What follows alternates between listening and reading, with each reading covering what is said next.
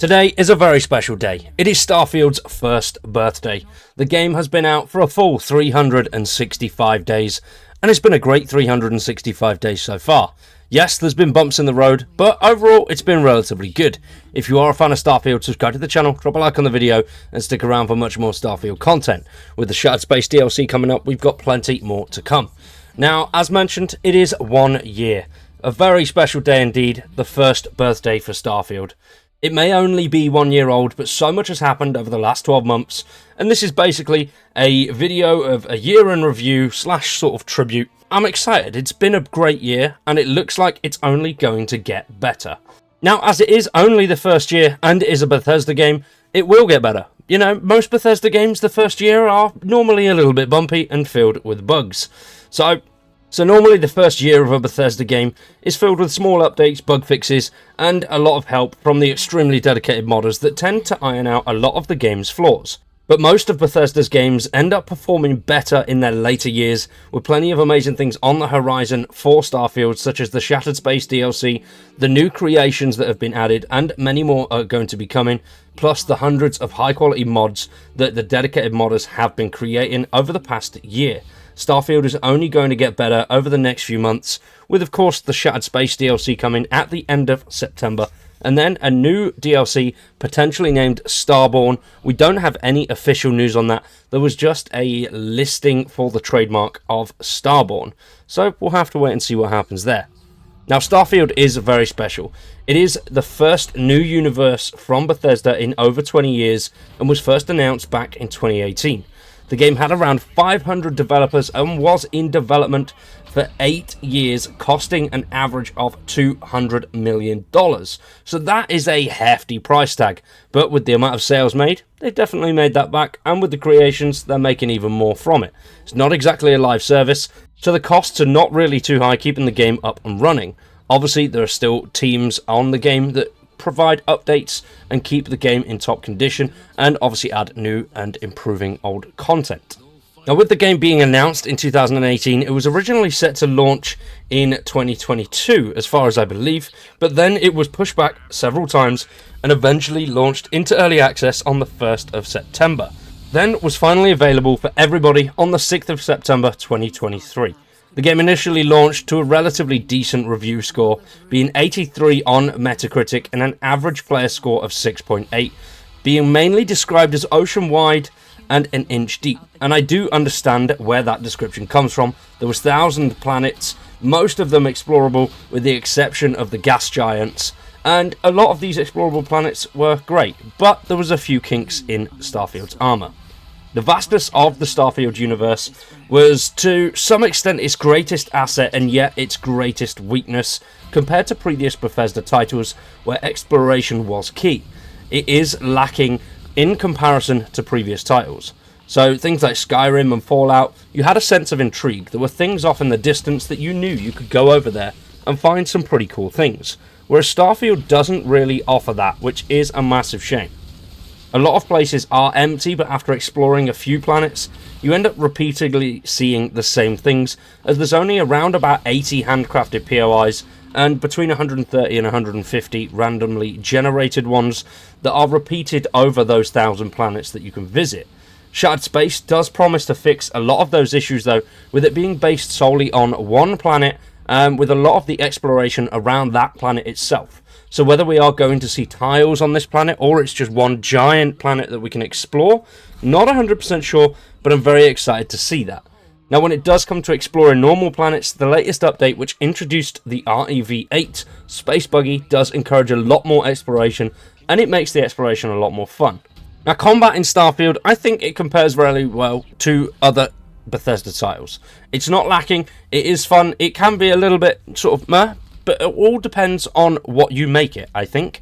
The Starfield combat is definitely there and can be tailored to your own taste.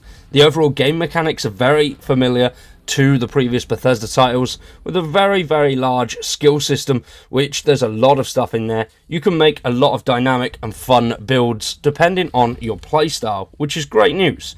And in the later stages of the game, you obviously have the Starborn powers, which you can find through temples dotted around the actual planets. They vary depending on what playthrough you're on and how many times you've gone through the Unity, but there's a decent chunk of powers out there that you can get, and you can create some really unique builds. And with the recent update of being able to go through the Unity and change your starting skills, again, without having to restart the entire game, do make the playability a little bit better now, because you can go back, you can change certain things, and that way you will see new parts of the story that you didn't see before, which is good. Now, when it comes to the story, I do think, typical Bethesda fashion, it's not really lining up with games like Fallout or Skyrim. I think one of the biggest gripes for me is that I do compare it too much to those two games, and not as a game that stands on its own 2 feet, which is a big criticism on my part. It is a shame that I do that, but I don't know why, I just can't seem to help it. If Starfield was released by another studio and I wasn't making those comparisons, I do think it would be better in my mind, and I think in a lot of other people's minds as well.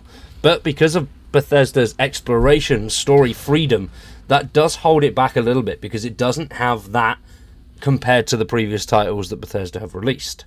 Now, the storyline consists of 19 main story quests, which take between 20 to 30 hours. That is if you are speedrunning them.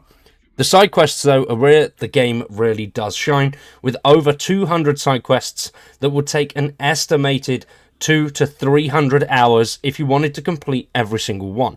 Now, the overall storyline is quite good, but it is better the second time round, I think, because you do notice a lot more things that you would come across when you first started to play the game, but you didn't really know what they meant or what they were. But then when you get to the end of the game, you pass through the Unity and you come back through, things are different, and you notice a few things that you never would have known what they were beforehand. As well as that, obviously the universe can change and have effects on certain characters that you come across during your story playthrough, which is good and it's really enjoyable, but don't hold your hopes out that this is going to happen on your second playthrough, because you may need to go through the Unity a few times. My first change, I went through the Unity 6 times before anything happened, so that's a hell of a long time. Now, I think what does let the main storyline down is the freedom of choice. You don't have as much freedom of choice as to what you do in other Bethesda titles. I know I'm comparing it again, and I do apologise, but in my mind, that is the point of reference for Starfield itself. And there isn't that freedom there as to what we have in previous titles, which is a big shame.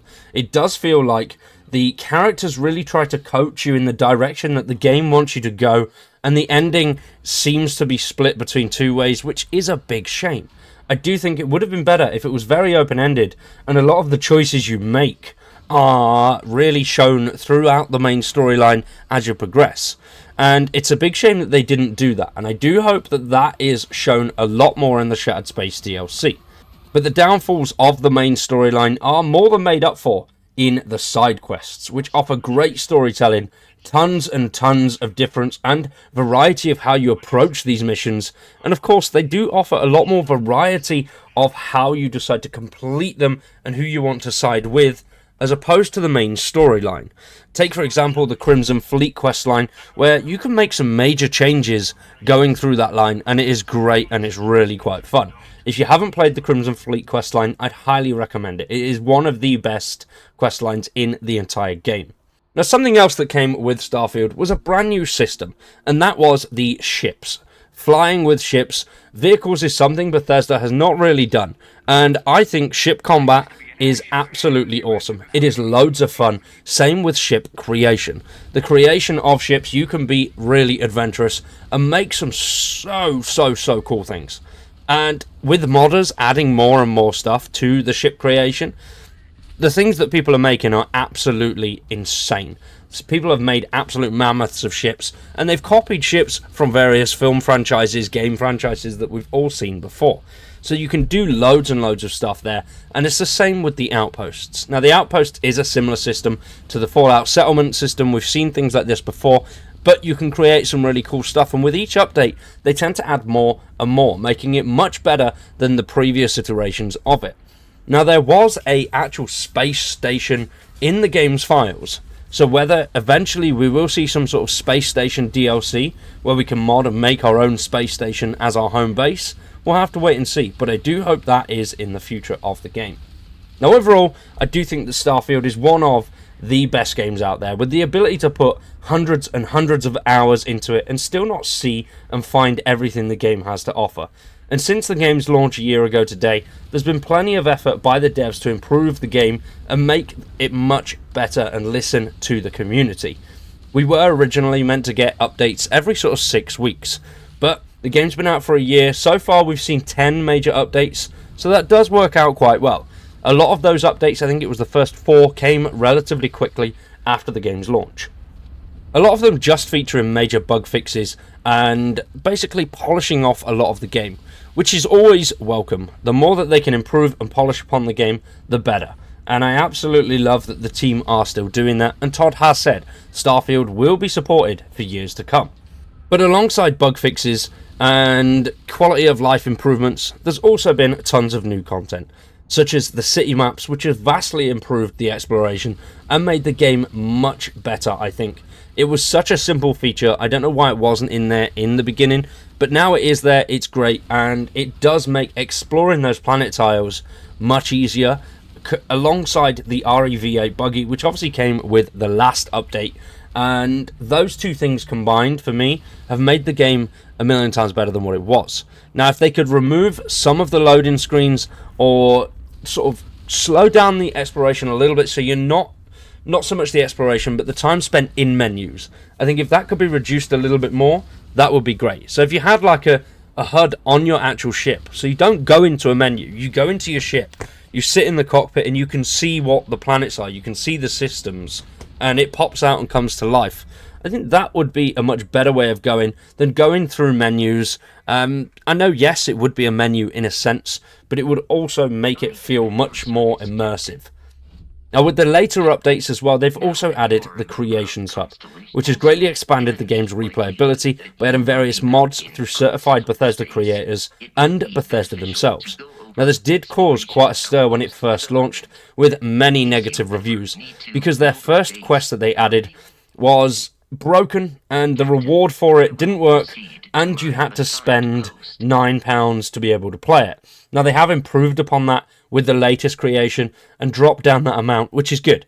You had to buy the Trackers Alliance, which is basically bounty hunting, which I think should have been in the game anyway, because the bounty hunting aspect is actually really fun and a great way to earn XP and credits. But it come in at 700 credits, which would have cost you $8.99, because you can only buy a minimum of 1,000 or 500. Now, I think it's better that they've changed the new way and lowered the price. I think they may have listened to people, because people were pretty annoyed in the fact that obviously that quest cost almost £10 for something that should have really been in the game anyway, and it was relatively short. It only lasted around 20 to 30 minutes, and that's just plodding along, not really running through it fast, just going through it at a leisurely pace. So, almost 10 quid for 20 minutes of gameplay was a little bit of a kick in the teeth, and then you combine that with the fact that the sniper rifle, which you were rewarded for finishing the quests, did not work. It had a 5-round magazine, but once you'd fired those 5 rounds, that was it. You couldn't reload it. And as far as I'm aware, that is still broken. So hopefully that is fixed, because people have paid for that. It did come with some cool outfits and stuff as well. And I like that they do tie in-game rewards with the quest line. It's not just, here you go, here's some money for a quest. You do get some cool rewards with it. But luckily, later down the line, they have listened to the community. They've lowered the price of the missions that they've added so far now to just 500 credits. So that's $4.99. And I think that's a more reasonable price, because you then don't waste any credits, and it's an all-round fun quest as well, the latest one. It is basically an escape room in space. So the last sort of 3 months of Starfield's life, I think, have been much better than the previous 9. If they do continue on this track, the next update that is coming should be really, really cool. I'm excited to see what they do. We have no news on it yet, but there is a rumour that they are dropping Shattered Space alongside a new content update as well. So we'll have to wait and see what those 2 items are. Hopefully it's not just bug fixes, and they do add some new other content that is free. Obviously, Shattered Space is a paid DLC. If you have bought the premium edition of the game, you will get that DLC. But you will need to buy a DLC separately if you don't have the premium edition. So hopefully there is a normal update as well for everybody that doesn't really fancy playing it or just wants to wait until the reviews are in, so they've still got something to play around with. We'll have to wait and see what they do with that though. But as I said, the last 3 months have been much more interesting and much better than the previous 9. So over the next year we could see some great things from Bethesda regarding Starfield. We'll just have to wait and see. But what do you guys think? Have you enjoyed Starfield's first year? Let me know in the comments down below. What is your favourite bit about Starfield so far? For now, we're going to wrap that one up there. I've been Cowboy. You've been awesome. Thank you for watching, and we'll see you in the next one.